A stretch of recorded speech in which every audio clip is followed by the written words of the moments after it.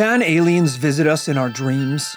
If counting sheep helps you fall asleep, will counting wolves keep you awake? All of these questions you can find the answer to on this Paranormal Life! Hello everyone and welcome back to This Paranormal Life, the comedy paranormal podcast where every week we investigate a brand new paranormal tale and decide once and for all whether or not it is paranormal. My name is Rory Powers. The gentleman sitting across from me, his name is Kit Greer. We have been investigating the paranormal ever since we entered this world. Because you know what's maybe the most paranormal thing of all time? A mother's love. And that's the first thing that you experience as you enter this universe. That or a father's hatred, which was interesting to get Which is day the one. second thing. Yeah. Are you sleepy or something? Or like I slipped out of my mother's warm embrace and quickly approached the cocked fist of my father. Oh, wow, that's not all right. That's right. That's right. Yeah. Am I sleepy I or would say something? it was What? a different time, but it was the 90s. It's not really. What? You calling me out for being sleepy? What are you talking about? Just some kind of sleepy-pilled intro questions there. You know, some honks, some honks new ass questions on the top of the app there. I did actually even realize those were both about sleep. It's like when both of my intro questions are coincidentally about sandwiches. It means we should probably go for lunch. Yeah. Yes, can aliens visit us in our dreams? Will counting wolves help keep you awake? I'm fine. Don't worry about me. Yeah, we are both kind of just past the jet lag portion of our year. Exactly. So no, I think we're doing good. Yeah, I'm doing great. I had beautiful dreams last night. In all, 45 minutes of sleep. What was it? You mean you talking about a nap yesterday or something?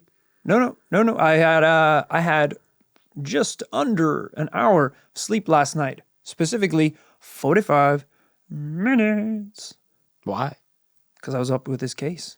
That's why, brother. Jesus. That's why. You waited until last night to start writing this thing? Yeah, I did actually, because I had a busy weekend. I invited some people over here to the studio and we got drunk and watched High School Musical 1, 2, and 3 back to back. Yeah. You know this. Which is a long amount of films to watch. Like that is a good 9 hours total. Yeah. Runtime without bathroom breaks, which I know your baby bladder was taking a couple. Oh, yeah, of course. Well, when you drink as many buzz balls as I do, yeah, you're going to need a bathroom break. But there's still more hours in the weekend than that. I don't deserve this. Kit, you need to get your head in the game. It's a little High School Musical joke.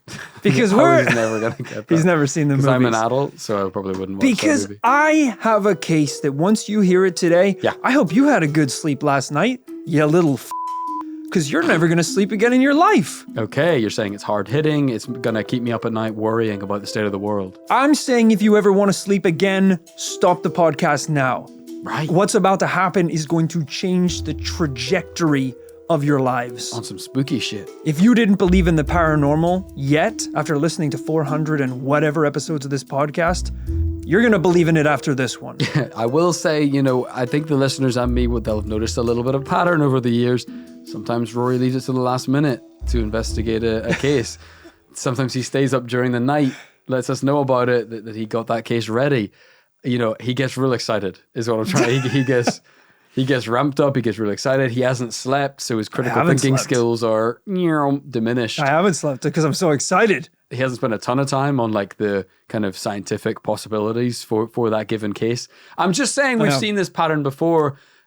I'm not saying they end up being bad cases, but I'm just saying, What are you saying? What did you say? We're all collectively never going to sleep again due to the ramifications of today's episode? Yeah, and I mean that. That wasn't an exaggeration. Yes, I did finish writing this episode about 15 minutes ago, kind of scrambling to get all the papers together. And then right before we hit record, 5 in the evening, literally. Right before we hit record, I said, wait, hold on. Let me see if there's any pictures of this shit. I Googled the words, hit to the Google image search tab and said, holy f***. So you hadn't even Googled the topic up until 15 minutes ago? I hadn't Google image searched. I hadn't Google image searched. I'd done a regular Google search, but I hadn't gone to the second tab yet. That's how much shit was in the original. Okay? In the story. Calm down. I didn't have time to go to the images yet. You didn't have time because you were drinking. All right, Sorry, I was up last night counting wolves to try and stay awake. I am barely joking. Today we are investigating one of the most bizarre, terrifying, and downright insane alien abduction stories I've ever come across in all my years as a paranormal investigator. This account is regarded by many as the holy grail of UFO encounters, and became so famous it's even mentioned by name in an episode of The X-Files. Honestly, I don't want anyone to get too excited. We might have another Shag Harbor on our hands. Well, hopefully not. So Kit, listeners of the podcast, sit back, relax, and enjoy the tale of the Kelly Cahill abduction. But before we dive into today's episode, we just want to remind you, you can get every episode of This Paranormal Life ad-free over on patreon.com/This Paranormal Life. There's a bunch of amazing, cool rewards over there, so check it out. It's the best way to support the show and to ensure that Kid over here, he won't be sleeping for the next 6 years. Right, so I have a lot of time. I have a lot of time to watch those subscriptions roll in. Link is in the description of this episode. Let's dive in. It's August 7th, 1993, in Gippsland, Australia, and Kelly Cahill and her then husband Andrew were driving along the Belgrave Hallam Road. It was late, and the vast darkness of the night stretched out around them in every direction. I can't wait to have a drink tonight. It's been ages since I've seen Sarah. Oh no. How long till we reach that place? Another half hour or so. We should be there by 7 if... What's that? Over there by the tree line. Kelly glanced out of her window to see a strange line of circular orange lights. There must have been around 5 or 6 glowing in the distance. Is there a fireworks show or something tonight? I've no idea. The pair didn't think much more of it and continued on their journey to visit their friends. From there, the night unfolded like any other. Kelly and her husband even told their friends what they'd seen on the drive over, and they all laughed it off. At the end of the night, they said goodbye and walked back to their car to begin the journey home. But as they drove down the same dark road, Kelly couldn't help but glance back over towards the field. And there, still hanging in the sky, were the same 6 orange lights. Kit, I actually have a recreation of what Kelly saw that night, just to give you an idea of what we're talking about in this situation. All right. That is, yep. It's kind of what you would expect. A dark road only being lit up by the headlights, and kind of in the midst of all the darkness, a kind of slightly arced line of glowing orange lights. Yeah, it is arched in the manner it could be shaped like an orb. For sure. Yeah, it's cylindrical. It's not in a line, that's for sure. Not a straight line. A little curve. Could all to be it. one object too. That was a very astute observation. Well, Kit. I mean, it's also just a recreation. I mean, is this from their testimony? Is that the This is from Kelly's description. Okay. Yeah. She turned to her husband. Hey, I don't like the look of those lights. But as they traveled down the road, she realized this wasn't 6 different objects. It was 6 glowing windows, all on what appeared to be one craft hovering in the sky like a blimp.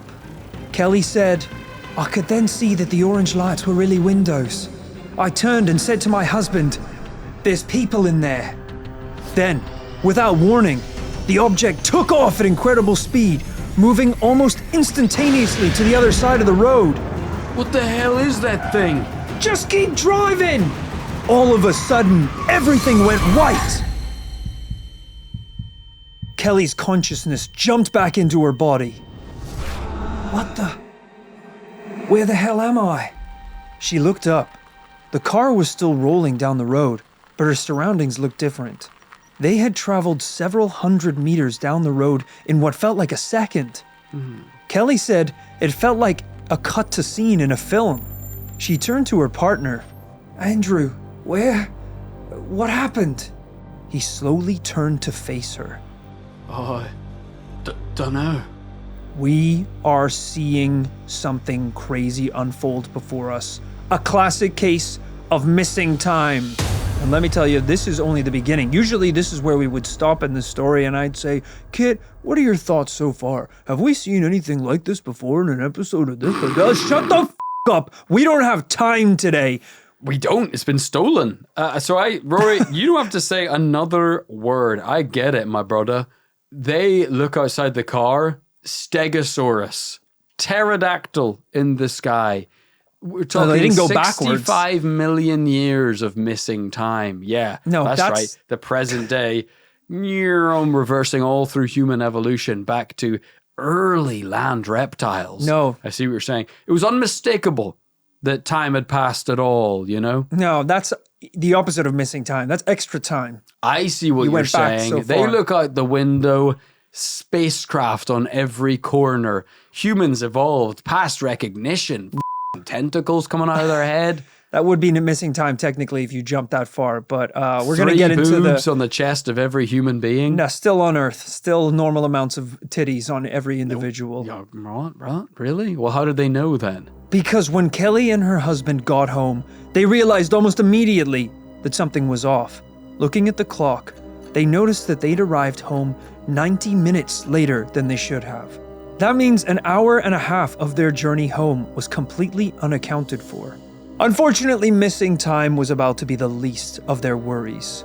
Days later, when Kelly was getting dressed, she noticed a small mark below her belly button. Oh, second belly button. Me. That's not good. I thought you were going to say, like, whenever you get, like, a vaccine, you got a tiny pinprick. I'm telling you, this story is Second belly. What's next? No one said Third a second. nipple. What I said, 3 breasts. She's the next evolution. The mark was a small, red, triangular shape, with each side around 10 millimeters in length. But it was deep, as if several layers of skin within this marking had been burned away. By itself, this would be a pretty wild claim to make during a UFO abduction story. But as I said earlier in this podcast, when old Roardog flipped over to the Google Images tab, he was surprised at the amount of evidence 20 minutes that came ago. forward.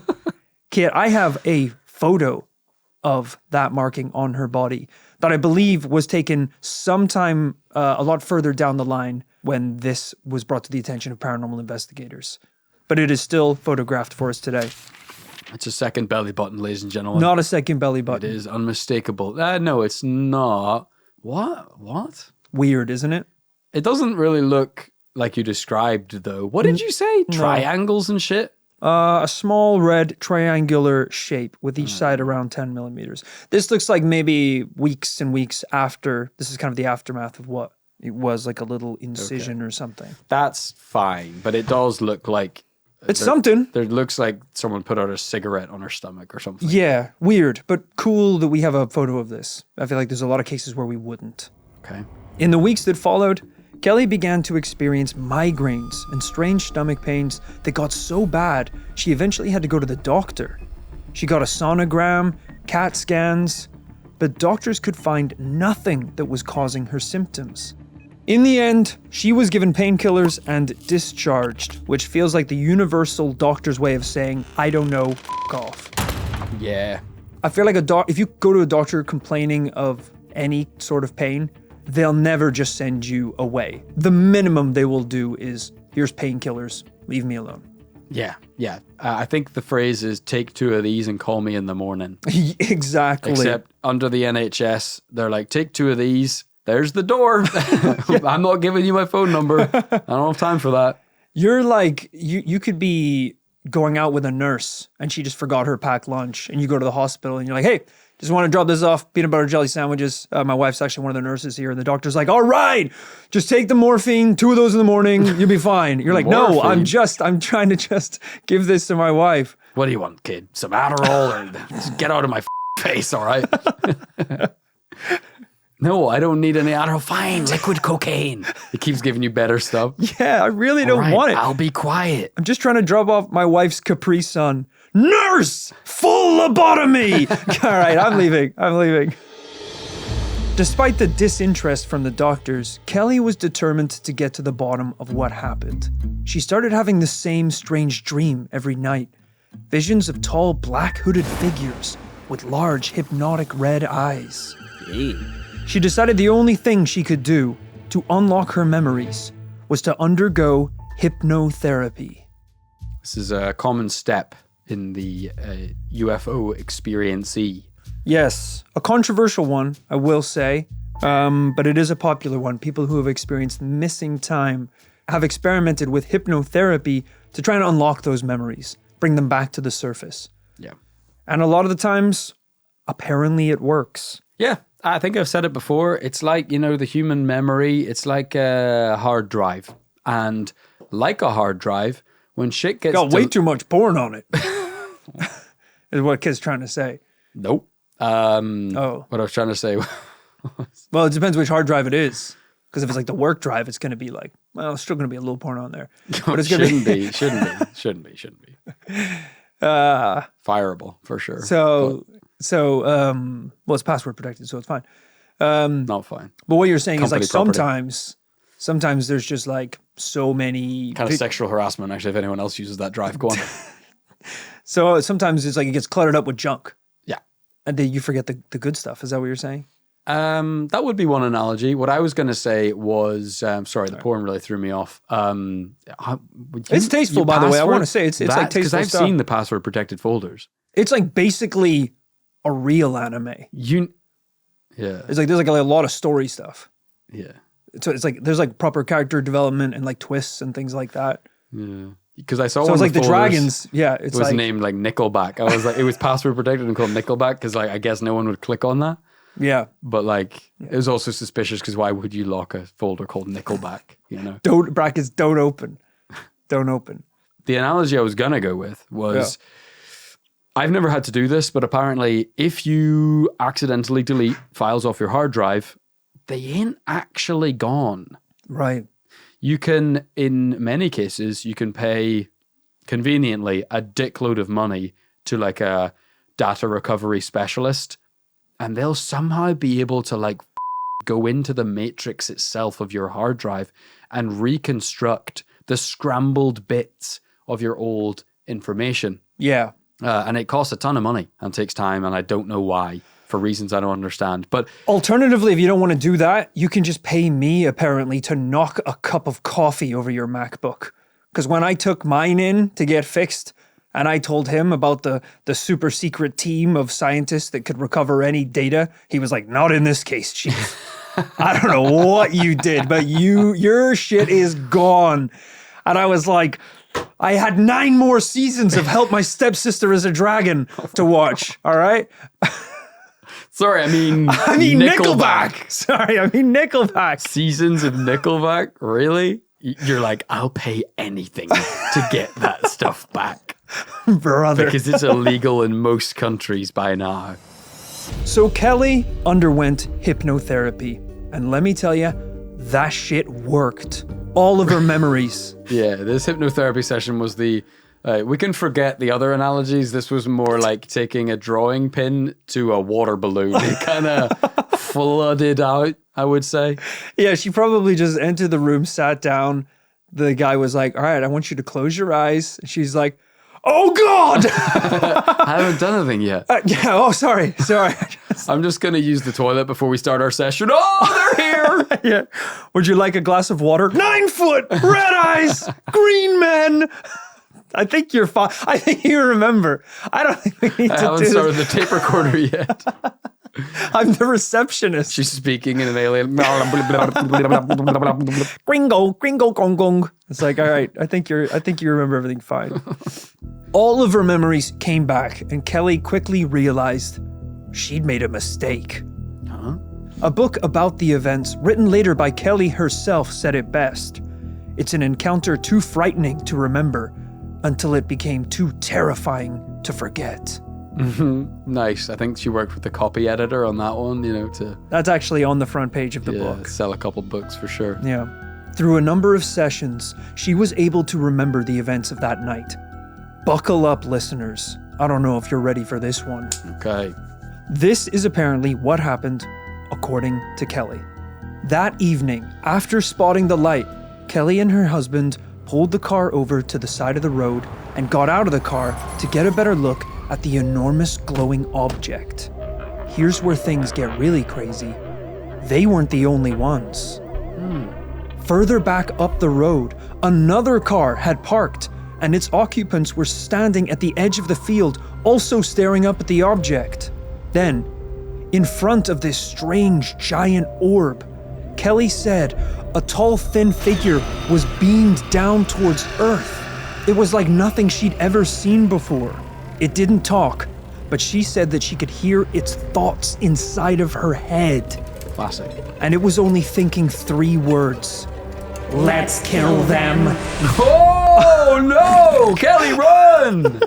Leave your dudes. Use him as a human shield or something. Suddenly, more of these strange beings appeared, unleashing an invisible energy force that knocked Kelly to the ground. Kelly screamed at her husband, "They've got no souls! They're evil! They're gonna kill us!" And that is where her recollection ends. Is that a quote? No, she said that. To me? I think she said, I remember saying. Do you know, sir? Because you were up in the middle of the night writing this, all right? So that feels like a Rory original. I do know. Do you know how scary something has to be for you to just see it and immediately know it doesn't have a soul?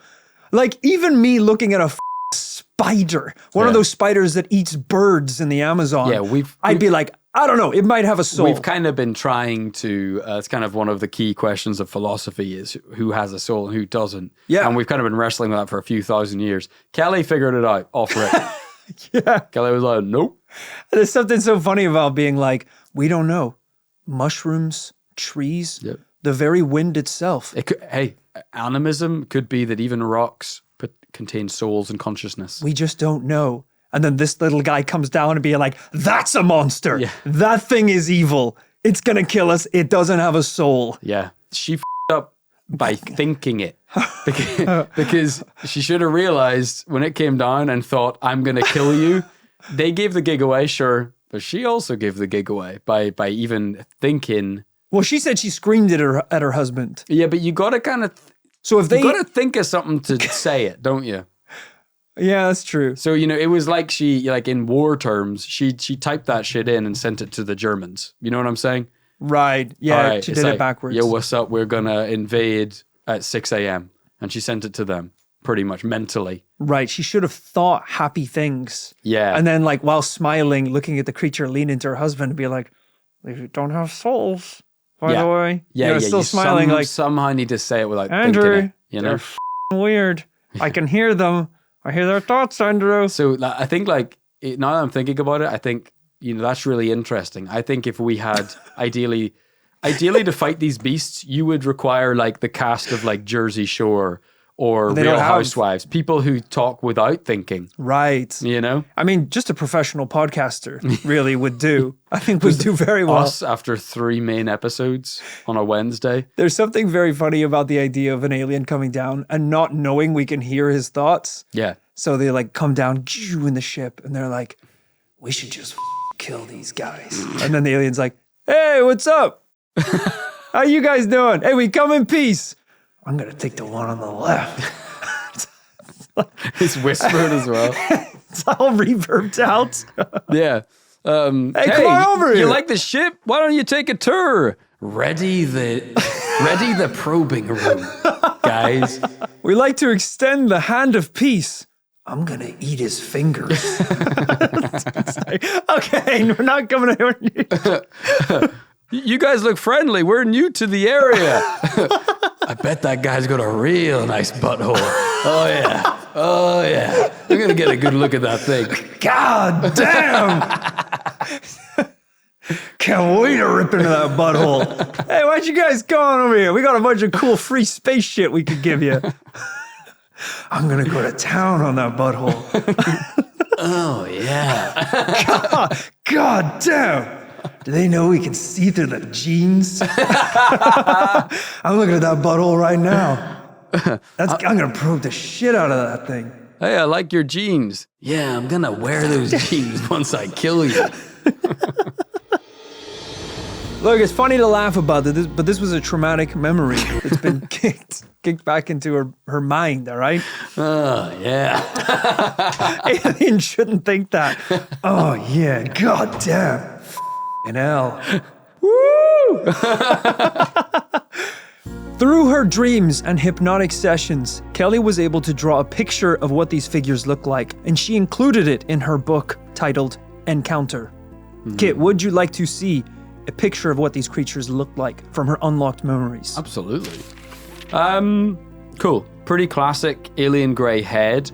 I will say it's actually, having personally just finally got around to watching Jordan Peele's Nope movie. Yeah. Actually does resemble the fake aliens in Nope. I think at one point in the movie, I don't know if you remember, but you're kind of like led to believe that there might be aliens running around this house at this point. They show you a couple times, and they've got these like little alien heads with giant eyes, and the eyes aren't the same size or shape, really. Yeah. It's almost like an alien, borderline tribal drawing looking alien. And that's what that looks quite a lot like, actually. I wouldn't be surprised if they got some inspiration for that movie. Yes. The description on the page are red eyes, Okay. dark shadowy face. Shouldn't have drawn it with a black pen then. I think the book is printed in black and white. Okay. And no other distinguishable facial features. Very blank, very, very plain. Incredibly yeah. blank. So, Whether that could so be it's a not her mask or drawing something. skills. This is just actually what they look like. Just what it looked like. Yeah, it could be a helmet. I mean, that is like alien astronaut theory is like humans don't look like what astronauts look like. Exactly. You know, so. Yeah. If an alien was describing a human, they'd be like, damn, they got this puffy white marshmallow skin. Yep. And a hard head. A You're like, single giant eye on top of their head. yeah. Yeah, it's they're just being glass. seen. They're connected with an umbilical cord to their mother, who's a box floating in the sky. Pretty cool. I think I don't know a lot about how astronauts work, but I think they got to be cabled up to shit, right? So, Yep. While this was the end of Kelly's memories, this wasn't the end of the story. Knowing that she had clearly encountered some kind of otherworldly beings, she got in contact with Bill Chalker, who worked with the UFO Investigation Center in Sydney. Unfortunately, this would begin a series of events that would turn the Kelly story into what Bill would later call, quote, an extraordinary lost opportunity. Mr. Chalker passed the story onto a group of paranormal investigators in Melbourne called Phenomena Research Australia, or brackets, the PRA, the leader of which was John Ashettle. Immediately, John got to work. He interviewed Kelly multiple times and even went as far as to examine the scene of the encounter himself in person. He believed Kelly's story about what happened that night, but knew if they were going to be able to build a proper case file, they needed more evidence. And he knew just where they could get it. The second car. That's right. Kelly's hypnotic sessions had revealed the existence of a second car. If they could find out who the other witnesses were, they could not only get a second pair of witnesses for the story, but it would also confirm that Kelly's new memories were not just a figment of her imagination, they were real! Yeah, kind of, or it's just an utter coincidence that there was... No! What a surprise. Another person using a large road? No, in the Australian outback at this time, very suspicious. I don't disagree though with the premise. It's a nice premise. It's a great. Good premise. It feels like a good kind of moment in a sci-fi movie. Yeah. It's like, wait a minute. If we can find out who the people were inside of the memories, then it would prove the memories are real. Hey, I want to give full credit to John here. This is actually quite a smart idea. John and the PRA placed an ad in a local newspaper urging other witnesses to come forward in an attempt to find the occupants of the second car. Dope. A classic like, hey, were you driving on the road a couple weeks ago and maybe you saw something strange? We'd like to talk to you. Call us up at this number. At 1-800, we're not the FBI. Promise. Yeah. Believe it or not, Kit, in only a matter of days, the phone rang. Hi. I'm calling about the advert from the paper. This is going to sound crazy, but I think I know what you're talking about. We saw it too. Jane, Glenda, and Bill were in the second car on the road. And not only was their recollection of that night the same as Kelly's, when asked to draw what they'd seen, their sketch of the craft lined up exactly with what Kelly had described. Kit, I actually have those pictures from the PRA report if you'd like to see them.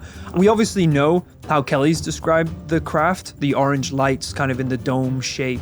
I don't think we have a picture that she's drawn, but you can see the drawings that Jane and Glenda both did. Check this out. Okay. So this is alleged. This is two images side by side. Yeah.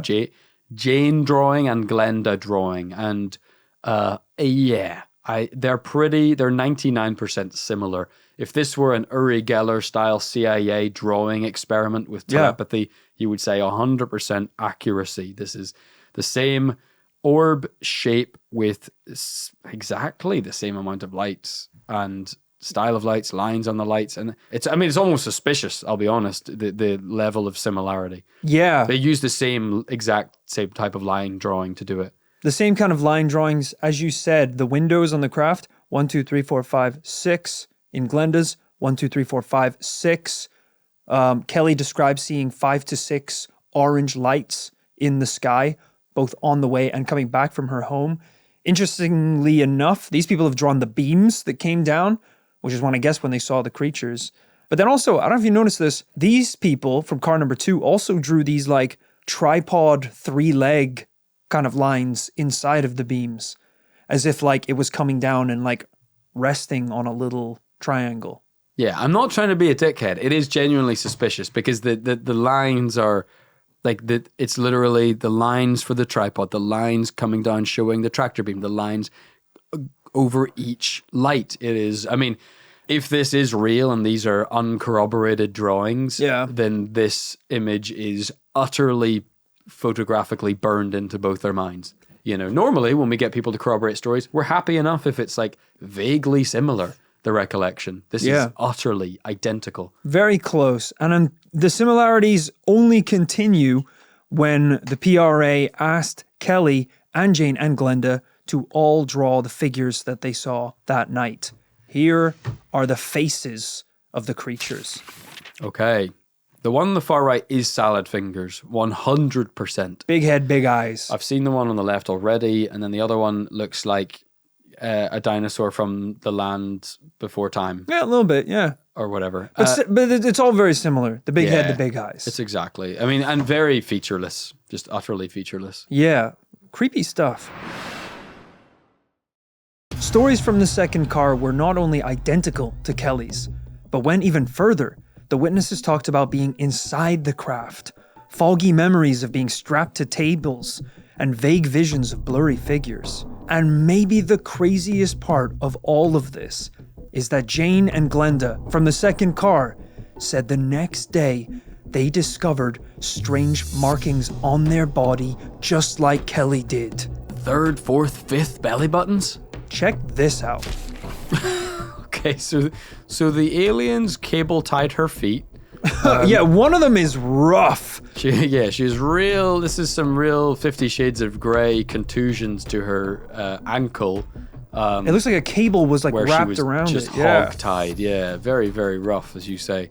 And then the other one is a kind of semi-mysterious pattern of injection points or little small circular marks, like you've been injected 4 times in a pattern. Super weird stuff. We are seeing one of the more common associated phenomena with alien abduction, which is that men and women alike might be abducted, but aliens supposedly are that much more interested in women. I don't know if we're going to get to what male partners in this experience, their experience was, but interesting that we're focusing on these 2 women for now because, this is noted in research. It's a common occurrence that alien abduction, alien examination focuses often on reproductive organs, reproductive systems, specifically with women. There's a lot of that in this story, a lot of theories. I think, it should tell you everything you need to know that there weren't any marks on the guys. Yeah. There you go. That's everything you need to know. But you can read about this story in greater detail. People have some pretty interesting and far out theories that we won't get onto today because, frankly, there just isn't enough time. But yeah. The aliens just X-ray scanned through their trousers. Now, wangs, we've got those on our planet. Right, get the women up here. I've got 9 of those. I don't need any more of those. The witnesses from Car 2 described a beam of light coming down, just like Kelly from the craft, along with, as I pointed out in their drawings, 3 legs that appeared to resemble almost a tripod being planted on the ground. When the PRA went back to investigate the site where the craft was spotted, they discovered 3 large black marks burned into the nearby field. Again, Kit, I have a picture. This is one of the markings of the 3 burned into the field. You can see it there with kind of a tape measure beside it showing you how big it is. Yep. There you go. Say what you see. Yeah, I mean, that's it. That's it. Another thing that we love is a UFO having some sort of physical impact on the Earth, whether that's like radiation or indentation or anything like that. Yeah. It's interesting, when it's a burn, was it hot? I get, I don't know. Is it radioactive? It's hard to know. Something we've talked a little bit about on bonus episodes and after parties recently, and some of the kind of more recent UFO disclosures from world governments. We have seen documentation mentioning radioactivity coming off supposed UFOs, UAPs. It seems to be a real effect. Look, here's the thing. The universe is a big place. It ain't all grass and soil out there, It gets real weird real fast in terms of the elemental composition of the universe. And someone actually posted on the This Paranormal Life Secret Society group on Facebook, essentially a picture of the periodic table with all of the elements that we as humans understand. And basically all of the ones you can lick and all the ones you really shouldn't lick. You really shouldn't lick almost any of them. Right. Right, it's kind of water and that's it. It's kind of fine. Yeah. Like there's some that it's like you might be okay. Is milk on the periodic table? You can lick. Cats do that. I know that. I'm trying to find this because I did think it was really funny. Yes, here we go. There's a great post by Ruth Bradford Harris in the Facebook group. She commented saying, "A reminder for those of us who are tempted to lick a UFO. Here it is, a periodic table just titled, 'Can I Lick It?'" Got it. And we've got green, sure, it's probably fine. Yellow, maybe not a good idea. Red, you really shouldn't. And purple, please reconsider. You've got a decent amount of fine to lick in there, but a lot of them you really should not lick. And if we're talking about a craft that just prior to it landing on the ground essentially teleported to the other side of the road, don't lick it. That's to me what was, in my research, one of the most fascinating things was some of the leading thinkers in this field, people like Hal Puthoff, engineers and people like that. Yeah. They've made really fascinating hypotheses. Things like the idea that these crafts could be red shifted or blue shifted, which is a bit of a complex idea, but it is a physical principle by which something might be traveling so fast through space. The electromagnetic radiation coming off of it is either red shifted or blue shifted. That means it is either shifted higher or lower in terms of its frequency, meaning if it's shifted far enough up or down that electromagnetic spectrum, it could be shifted into dangerous X-rays or gamma rays. Right. Meaning that a craft that is stationary on Earth, you could touch it, lick it, do whatever you want. But if it has just been traveling or is actively traveling, it might be extremely lethally radioactive. Yeah. And yeah, there are government documents listing all the symptoms soldiers have got from UAPs. I forgot about that. So yeah, we went into that. So there is something there. So I guess what I'm saying is even if a craft is otherwise made of normal materials, even the nature of space travel itself might cause it to be radioactive. Right. Because isn't that like a thing when like people get back from space, when astronauts came in, they were like, yeah, you have to like basically decompress and be, you're put in the cleansing showers. Okay. Oh yeah, because space decontaminated. Space is so radioactive. Yeah. Exactly. Yeah. So yeah, this thing touching the grass probably would mess it up. Well, just when the PRA thought that they'd got everything that they possibly could, another call came in. There was a third car. That's right, a third car driven by a local lawyer who, when interviewed, also told a similar story of what happened that night. With that, the PRA had everything they needed. Researchers began prepping a 300-page report to reveal the truth of what happened that night. Unavoidably, the media got wind of this story, and Kelly was actually thrown into the spotlight, appearing in magazines, newspapers, and even being interviewed on TV by the show Today Tonight. Off the back of her new publicity, Kelly became a huge name in the paranormal community, appearing at various UFO conferences and events, teasing to the public unheard details that were set to be included in the 300-page PRA report. But the report never came. And by 1998, Kelly had all but disappeared. To this day, the PRA report is still nowhere to be seen. Bill Chalker, the man who Kelly originally contacted, said that he still believes Kelly's story, but regrets handing the case over to the PRA in 1993, saying, "When it ultimately became pretty clear that she was going to be the only one that was going to go public on this, that's when she felt less confident about being the constant contact point on the case." Despite this report never seeing the light of day, Kelly's case is one of the most talked about UFO abduction stories in the paranormal world, with many people to this day still believing her claims. As I said, she wrote a book about the encounter called Encounter that was published by HarperCollins, and it sold out on its first run. I had a little search to see if I could get my hands on it, but copies now sell for hundreds online as it's become a bit of a collector's item. Out of print. But I actually did find one on eBay. We would have to order it from Australia and get it shipped over here.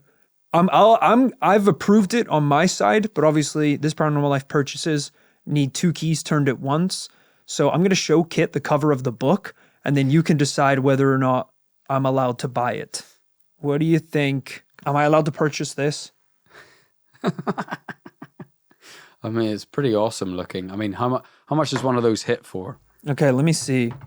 Because I was thinking we could buy it, sign it, and then give it away as a raffle prize on Patreon. Pretty dope. Which is something that we do. If you're on the raffle Patreon tier, we give away something from the office every single month. This would be a very cool one. After I read the book, because I do actually want to read it too. It says 70 Australian dollars, which is about 35 pounds. Yeah. It's not bad. I thought you said it was hundreds of pounds. That's Then just over the price of an average book. Then shipping is 15 pounds. Yep. I think if you try and buy it, this is the cheapest one I could find. There's one on Amazon for, I think, 350 pounds. Nice. There's a few There better more. be ectoplasm on that book if it's costing 350. I'm telling I'm you. going to need it to have been aboard the craft. I think that one is that one's a steal. It's going for pretty cheap. We should maybe snatch that one up. Yeah, well, before this episode comes out, the stock about to go up. Here's another one for 80 quid. There's only 2 on eBay. Sorry, listeners to the podcast, if you think you can now go on and grab this book before we get it. By the time this comes out, the book is ours. Maybe an Australian paranormal enthusiast who's listening to this might already own a copy. It is so cool looking. And as I said, because the PRA report never came out, still to this day, this is the most detailed retelling of what happened in today's case. Yeah.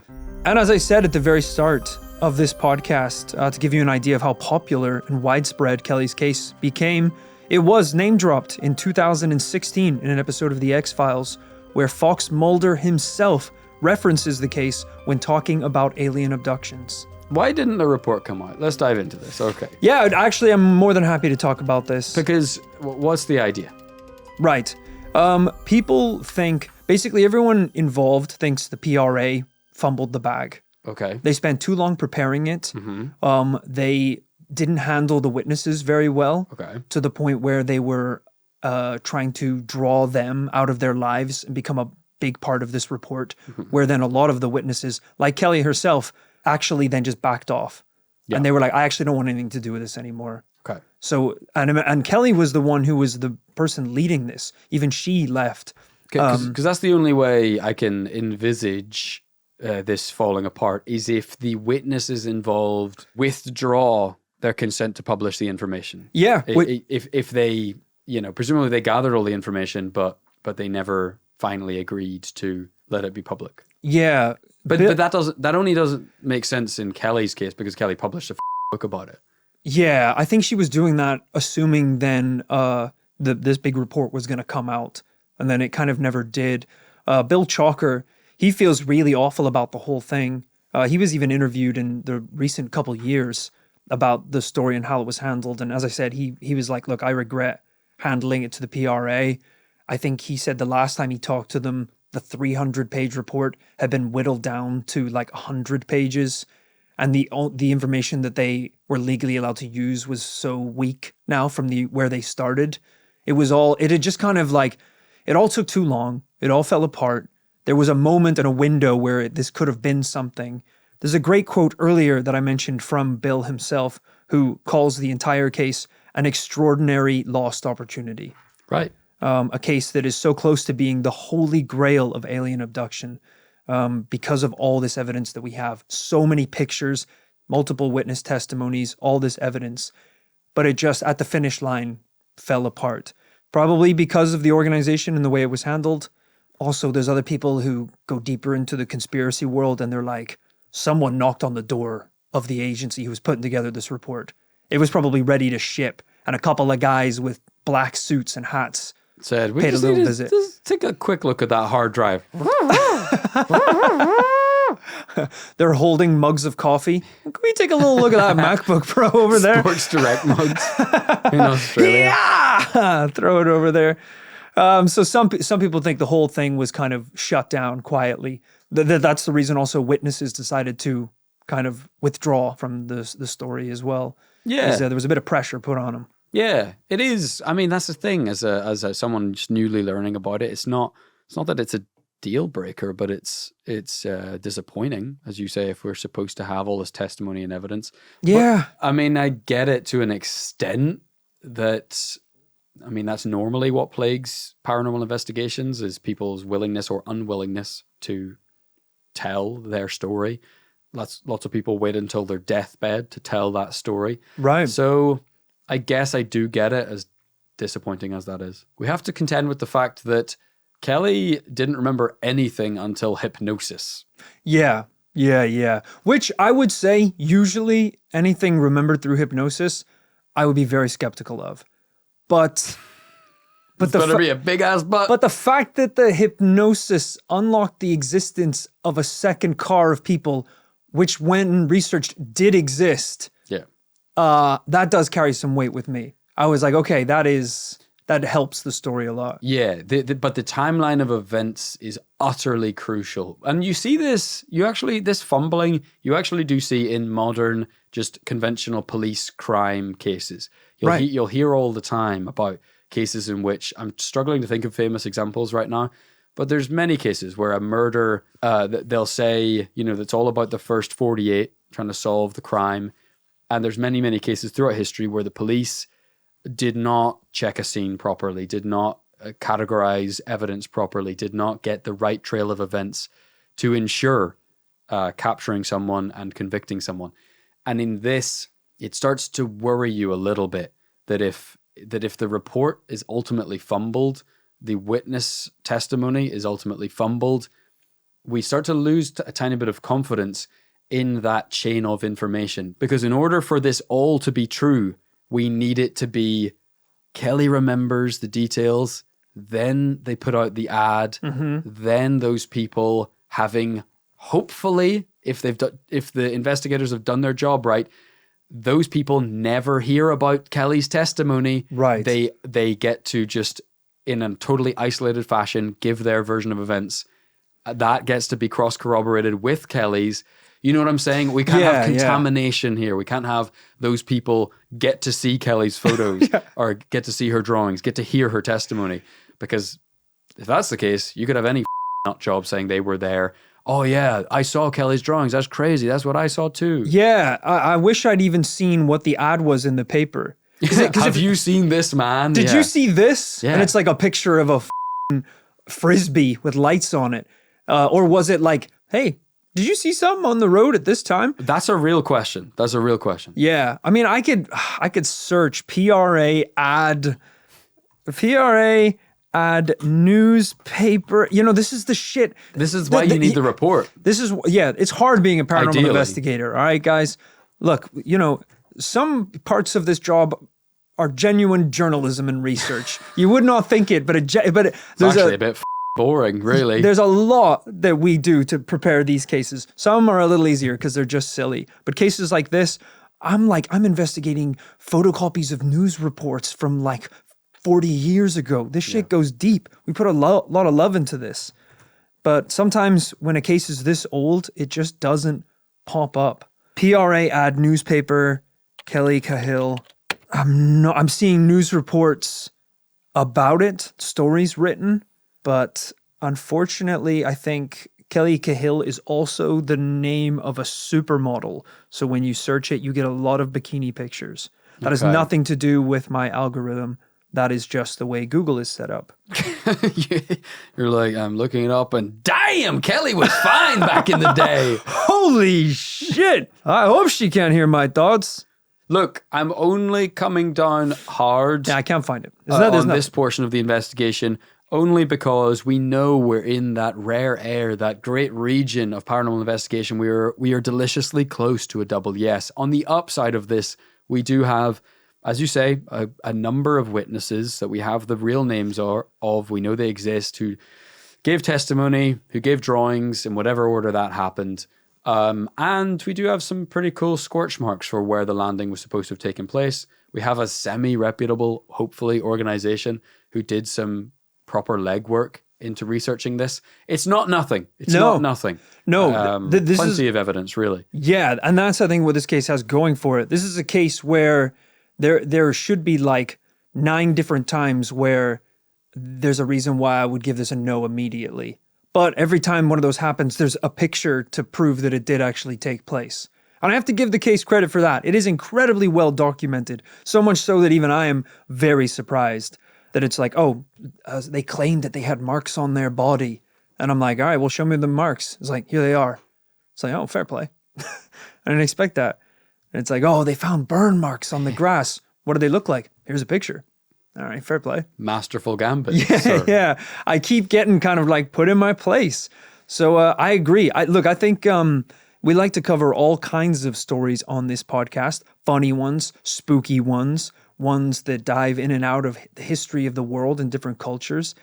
And stories like this, ones that are genuinely quite intriguing. And I think are just start to finish a really good story. And I hope everyone really enjoyed it. It is, of course, still an episode of This Paranormal Life where we have to come down on a conclusion. You know what, Kit? I'm happy to take the lead on this one. You know, having just finished researching it about an hour and a half ago. Drum roll, guys. Is this going to be another Shag Harbor? I'm giving it a yes. Whoa. I think there's enough. I think this is interesting enough. There's enough here for a UFO encounter. We have substantially more evidence than we have for a lot of cases we've done in the past. I think Kelly was done a bit of a disservice. People say there is still a chance at some point the PRA report could come out. I will wait in anticipation for that. But I think there's enough here. There's enough witnesses. There's enough photograph and evidence that I'm giving it a yes. And I think if you're interested in this story, you can do a research. You can see interviews with Kelly where she tells the story start to finish. It's pretty believable. Rory, you know, it may be a controversial decision today, but I think you'd have to be a f***ing chump to not believe in this because it's a double yes. It's a double yes today, folks. I don't believe it. Right here on the podcast, the dry spell is over. The Kelly Cahill abduction is a double yes. The Kelly Cahill abduction. I knew she was one of our own. This is a terrible time right at the end of the podcast to clarify. No idea if that's how you pronounce her second name. It's gotta be. Could be wrong. Gotta be Cahill. Well, there you have it, guys. What we need to do is start a revolution, storm the offices of the PRA. Right. And demand to see this report, all 100 pages. We are gonna, you know how we're gonna do that, Rory? We're going to oink them out, all right? This is I don't know what that means. An idea I got from someone else, from a different podcast, shout out Twinnovation Podcast. That is when we descend on their comments section, wherever they live on the internet. That is Instagram, that is a website, that is whatever it is. We descend on that comment section and just put the little piggy emoji. Oink them out. Brothers and sisters, we're going to pressure them into coming clean with the truth. Right. I'm just worried that 55 pig emojis in there. We're sniffing out the truth. Right. Yes, of course. But then also say after the emojis, we're from this paranormal life. We want you to release the files because I do appreciate kind of the sentiment of oink, oink them out. I'm not going to do the snort. Oink them out. I'm just worried that they won't understand what the going on and we won't actually get to see the pages. And a lot of our members might get banned from their so every community, sixth person that you No, everyone can put in the person. information request, but everyone else. No, everyone could be, it doesn't have to be like 1 in 6. It could be like, hey, 1 in pig 20, emoji. honestly. Hey, they'll see it. Or like pig emoji. By the way, we're from this paranormal life. They just did a case on the Cahill abduction. We heard that you have a 100-page report. We're waiting for pig, but then still go talk about needing the report. Because I'm going to search to see if, one, these people still exist or if they have any social media presence. The Phenomena Research Australia. Apparently was founded in 1949. Jesus. It's headquartered in Melbourne. I think it's still going. After the entire oinking campaign, they'll be like, you could have just emailed us. Just call the phone number on the website. I'm not seeing a lot of social media presence, but we'll maybe have to hunt down their personals. Yeah. Get the families involved. Oink out their kids and wives. Dox them. That's right. Rory, sometimes when we do an exotic case somewhere, far across Earth's beautiful hemispheres, we sometimes say, maybe we'll have to go, all expenses, trip, just to check it out for ourselves. Maybe the only way we're going to do this is by docking in Australia, in the land down under, for just to knock the door ourselves. Just oink. Get a little boots on the ground, Yeah, at the very least to just hear what a real Australian sounds like, to work on our accents. Right. I think that would really help. Right. Could you just say the quick brown fox jumped over the lazy dog? Frustratingly, we've been trying to get to Australia for pretty much since we started this podcast. Yeah, we've done been trying. Unfortunately, it's just incredibly hard to get there and do live shows. I don't know why. It just is. Apparently... I think I could tell you why. It's far away. Right. So the flight is expensive. Yeah. And then there's only like a small number of major cities compared to the United States, which means that kind of the economics of going and doing a couple of live shows, hard to make the money back. That's actually... Pretty realistic reason for why. It's not impossible. Yeah. It's just, our tour managers were like, just completely, with the amount of tickets that we've projected that you would sell, it's just completely not financially feasible for any of us to make this journey. Because whilst we do have a lot of beloved Australian listeners, it is down that tier of because America is our biggest listenership. Boom. Yeah. Then UK, boom. Boom. Then I think Canada, boom. Nice. Then honestly, maybe Germany or somewhere weird. And then I think Australia. I thought Australia was like number 4. I thought it was pretty good. Oh, it's up there. But it's far. Because there's not that many more English-speaking countries than that. That's true. That is very true. It is up there. I'd love to go. Maybe we just need to we got more listeners in Australia than we do in Ireland. Yeah. That's for sure. Listen, this paranormal life has done a lot of things before that aren't financially responsible. So what's a little trip to Australia? One time Rory just set 10 grand on fire on a night out. He just took it out of the ATM. He got so drunk he took it out of the ATM and burned it. I said, I want to see if money burned green. And they're like, no, it burns like everything burns. And then I spent $140 on a book from Australia. I'm going to buy that book right now, especially because it's a double yes. This thing just got even more valuable. Hell yeah. I'm so fired up. My God. What a great case. I'm so glad this one came together.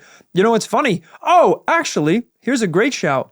As soon as I finished researching this, I was like, I bet someone emailed this in. I did find it by myself. No, there's no way. But I was like, I bet somebody emailed in this as a suggestion. And I'll tell you who did. It was fan of the podcast, longtime listener and collaborator, Rachel Barrett from Australia. Of course, the brilliant Rachel. Yes, Shout out. Rachel was the one who kind of set up the collaboration with Cryptid Factor. Fun fact.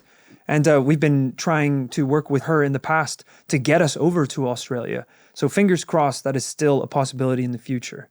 Yeah, Rory, a great opportunity to shout out Rachel, who hopefully is listening, and a shout out to her podcast. Well, she's a couple, but her latest one, Tuna Sandwich, which is so bloody good. It was nominated for Best Comedy at the Australian Podcast Awards, I believe. God damn. Congratulations, Rachel. Yeah, she came out of the gate swinging with that one and right into being an award-nominated show. So shout out, Rachel. Thanks for suggesting that. And everyone go listen to that. Yeah. I mean, thank you, everyone, for listening to this week's episode of the podcast. I can't believe we got a double yes. Really puts the pressure on old Kit for next week's episode. Because at the start of this year, we got a streak. What did we have, 3 yeses in a row? I mean, I guess it puts the pressure on me, but it's not like it's been all Rory yeses, has it? The Mantis Man was pretty good. And then you came with the Yeti, which was good. Yep. I don't remember what the other one was. It was Atlantis, which was a fudge. Yeah, that was a safe bet. But it was a Kit. Yeah. So actually you could say, is Rory 1 yes down from me this year? I don't think so. I think I've started the new streak. So you've actually got I guess we're not even, so... The community's boot is on your neck, so to speak. Jesus. Yeah. What? I just gave it a yes, man. Why can't we celebrate this yes for 5 minutes? Their boot is on my neck already? I'm like thin ice. You're on thin ice, buddy. You're like, I just said it was real. I'm on your side. Takes out a revolver. Dance. I can't believe it. Thank you so much for listening to this week's episode of the podcast. Keep your eyes peeled. I'm going to buy this book. We're going to sign it. And a very lucky listener of the podcast who supports us over on Patreon is going to win it, because Patreon.com is the best place to support this paranormal life. If you enjoyed this week's episode, last week's episode, or any episode, and you want to support the show and ensure that it can continue for many, many years, the best place is over on Patreon.com, where for as little as $5, you can get access to an amazing selection of incredible rewards just for our supporters on Patreon. Bonus episodes, bonus content, both weekly and monthly. We're talking cool merchandise, limited edition collectors, TPL coins, early access to live shows. Keep an eye on that one, folks. Who knows what's on the horizon? Yeah. I shouldn't have actually talked about how difficult it is to go. I kind of went into great detail about how we're unlikely to go to Australia. Oh, any second now. Soon, so you definitely, if you join the Patreon, you'll be first access to those tickets. We are working on it. We are working on it. So head on over to patreon.com. There's a ton of amazing rewards over there, including a shout out, a personal shout out at the end of every episode of This Paranormal Life. We're going to do that right now. So thank you to Hannah Hayes. You know, Hannah disappeared a little bit like Kelly. Not into a UFO, though. Into a haze. Right. Where did she go? I don't know. Kush smoke. Oh, okay. Play some Bob Marley. Phil, maybe we can't for copyright reasons. No. Okay, so I thought this was a paranormal story, that she disappeared into a haze. No. I mean, the shit she could see when she closed her eyelids was pretty paranormal, but nah, it's mostly self-medicated herself into a stupor. Well, Hannah, great way to listen to TPL. You could freak your noggin out. Yeah, this has been an incredibly, assuming just hearing those Australian accents was pretty terrifying. So thank you, Hannah, for your support.